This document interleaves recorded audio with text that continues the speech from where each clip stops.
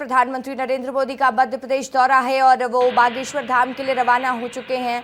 खजुराहो में जब प्रधानमंत्री नरेंद्र मोदी का विमान पहुंचा, ये उस वक्त की तस्वीरें, एक्सक्लूसिव तस्वीरें विस्तार न्यूज सबसे पहले आपको दिखा रहा है।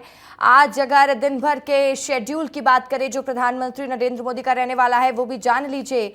प्रधानमंत्री नरेंद्र मोदी किसी भी वक्त बागेश्वर धाम पहुंच सकते हैं और उसके बाद सबसे पहले बालाजी मंदिर जाएंगे, दर्शन पूजन करेंगे और उसके बाद प्रधानमंत्री नरेंद्र मोदी बालाजी कैंसर हॉस्पिटल की आधारशिला रखेंगे और भोपाल के लिए रवाना हो जाएंगे। साथ ही कुशाभाऊ ठाकरे कन्वेंशन सेंटर भोपाल में विधायक, सांसदों की, पदाधिकारियों की बैठक लेते हुए नजर आएंगे, कई विषयों पर चर्चा करते हुए नजर आएंगे और रात्रि विश्राम राजभवन में करेंगे। कल का वो दिन होगा जब प्रधानमंत्री Narendra Modi global investor summit यानी रोजगार के महाकुंभ का शुभारंभ करते हुए नजर आएंगे और कई लोग कल ग्लोबल इन्वेस्टर समिट के साक्षी बनेंगे। साथ ही देश के गृह मंत्री अमित शाह भी पहुंचेंगे इसके समापन कार्यक्रम में। और हमारे साथ न्यूज रूम से एग्जीक्यूटिव एडिटर ज्ञानेन तिवारी जुड़ चुके हैं। ज्ञानेन जी, देखिए जिस तरीके से हम लगातार ये खबरें दिखा भी रहे हैं कि कितनी बड़ी सौगात बाबा बागेश्वर धाम में मिलने जा रही, प्रधानमंत्री का आज का दौरा किस तरीके से देखा जाए? देखिए, एक धाम में, बागेश्वर धाम में प्रधानमंत्री नरेंद्र मोदी जा रहे हैं। कैंसर अस्पताल की सबसे पहली बातचीत कब निकली थी? जब मैंने बागेश्वर धाम का आचार्य धीरेन्द्र कृष्ण शास्त्री का इंटरव्यू किया था रायपुर में, जब श्याम मानव को लेकर वो विवादों में थे और श्याम मानव और आचार्य धीरेन्द्र कृष्ण शास्त्री के बीच में लगातार चैलेंज देने की बात हो रही थी कि आपको हम चैलेंज देते हैं। अभिषेक, एक सेकंड, में लाइव दे रहा हूं, अभी लाइव में आपको चुप करा रहा हूं, शांत रहिए अभी।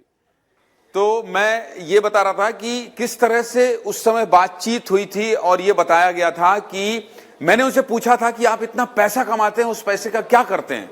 ये मेरा ही सवाल था जब कैंसर अस्पताल का जवाब निकला था और मुझे लगता है ये तीन साल पहले की बात है, जब मैंने कहा था आचार्य धीरेन्द्र कृष्ण शास्त्री से कि इतना पैसा आता है उसका करते क्या है, तो उन्होंने कहा था कैंसर अस्पताल बनाऊंगा और बागेश्वर धाम में बनाऊंगा। इसके पीछे उनकी दलील ये थी कि बहुत सारे लोग आते हैं मेरे पास और कैंसर से कराते हैं, पीड़ित होते हैं, परेशान होते हैं, तो ऐसी स्थिति में मुझे एक कैंसर अस्पताल बनाना है, क्योंकि आस्था, भगवान से प्रार्थना एक अलग विषय है, लेकिन प्रारंभिक उपचार भी होना चाहिए मरीजों का, इसलिए कैंसर अस्पताल बनाऊंगा। लेकिन ये किसी को उम्मीद नहीं थी कि आचार्य धीरेन्द्र कृष्ण शास्त्री के बुलावे पर प्रधानमंत्री आएंगे और बागेश्वर धाम में प्रधानमंत्री का पहुंचना, वो तो धाम है, धाम में हर कोई दर्शन करने आ सकता है, लेकिन इनके द्वारा एक जो शुरुआत है कि मैं कैंसर अस्पताल बनाऊंगा ताकि लोगों का इलाज हो सके। इसके अलावा 3 दिन 4 दिन के अंदर राष्ट्रपति द्रौपदी मुर्मू का पहुंचना मध्य प्रदेश के लिहाज से ये बहुत बड़ी खबर है। मध्य प्रदेश के लिहाज से इसलिए बड़ी खबर है कि आचार्य धीरेन्द्र कृष्ण शास्त्री ने कुछ दिन पहले अभी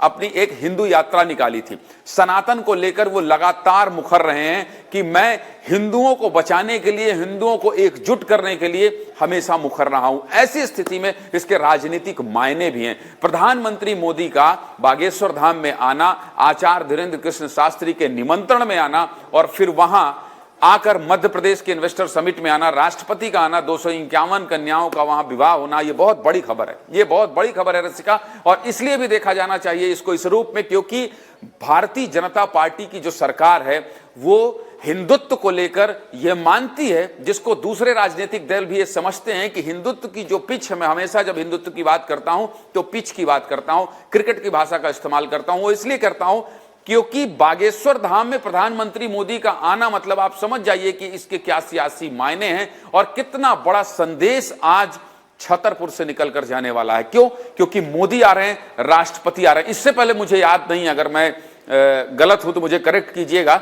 इससे पहले मुझे याद नहीं है कि किसी धाम में इस तरह से मुख्यमंत्री भी पहुंच रहे हैं, प्रधानमंत्री भी पहुंच रहे हैं, राष्ट्रपति भी पहुंच रहे हैं। बहुत बड़ी तैयारी है वहां, लगातार नितेश गर्ग मेरे सहयोगी वहां जाकर दिखा रहे हैं। इसके बाद अगला पड़ाव उनका भोपाल है। भोपाल की एक एक तस्वीर लगातार विस्तार न्यूज दिखा रहा है, इन्वेस्टर समिट की एक एक तस्वीर बात दिखा रहा है, उद्योगपतियों से बात कर रहा है। हमारी सहयोगी रंजना लगातार मंत्रियों से बात कर रही है, महापौर से बात कर रही है, इन्वेस्टर समिट से जुड़े उद्योगपतियों से हम बात कर रहे हैं। तो आज जो पूरा दिन, भारत पाकिस्तान का मैच भी है, भारत पाकिस्तान के मैच में भी कल हमने पाकिस्तान से मेहमानों को जोड़ के बताया कि यह भी बड़ी खबर है। लेकिन मध्य प्रदेश के लिहाज से आज सबसे बड़ी खबर यही है कि प्रधानमंत्री नरेंद्र मोदी बागेश्वर धाम पहुंचने वाले हैं। खजुराहो एयरपोर्ट में उनका विमान लैंड कर गया है। कुछ ही देर में प्रधानमंत्री वहां पहुंचेंगे और जब प्रधानमंत्री पहुंचेंगे तो क्या कार्यक्रम होगा, किस तरह से आचार्य धीरेन्द्र कृष्ण शास्त्री का रिएक्शन होता है, क्योंकि कई बार बाल्य अवस्था में भी आ जाते हैं आचार्य धीरेन्द्र कृष्ण शास्त्री। इसलिए प्रधानमंत्री मोदी और आचार्य धीरेन्द्र कृष्ण शास्त्री के बीच का संवाद, मंच पर बैठना और दोनों का उद्बोधन, अगर वो बोलते हैं उद्बोधन सुनने लायक होगा, देखने लायक होगा। बहुत बड़ी तस्वीर आज बागेश्वर धाम से निकल कर जाने वाली है। रसिका, बिल्कुल, तो देखिए एक बड़ा मैसेज है और भव्य तस्वीरें भी हो सकती है। बहुत शुक्रिया आपका, आपने बहुत बेहतर तरीके से समझा दिया है, दर्शकों को समझ में आ गया कि कितने और किस तरीके के वायरस से निकाले जा सकते हैं। बहुत बड़ी खबर मध्य प्रदेश के लिहाज से हो जाती है। प्रधानमंत्री नरेंद्र मोदी जब बाबा बागेश्वर धाम पहुंच रहे हैं, साथ ही इस कैंसर हॉस्पिटल की आधारशिला रखेंगे और उसके बाद भोपाल पहुंचेंगे, रोजगार के महाकुंभ में शामिल होंगे। खजुराहो एयरपोर्ट से एक्सक्लूसिव तस्वीरें भी हम आपको दिखा रहे हैं। ये उस वक्त की तस्वीर है जब प्रधानमंत्री नरेंद्र मोदी का विमान खजुराहो पहुंच रहा था और अब वो कुछ ही देर में, ज्यादा वक्त बचा नहीं है, कुछ ही देर में वो बाबा बागेश्वर धाम पहुंच जाएंगे। बालाजी मंदिर में दर्शन करेंगे, पूजन अर्चन करेंगे, देश की खुशहाली की कामना करेंगे और फिर रखेंगे छतरपुर को जो बड़ी सौगात मिलने वाली है, कैंसर अस्पताल की आधारशिला।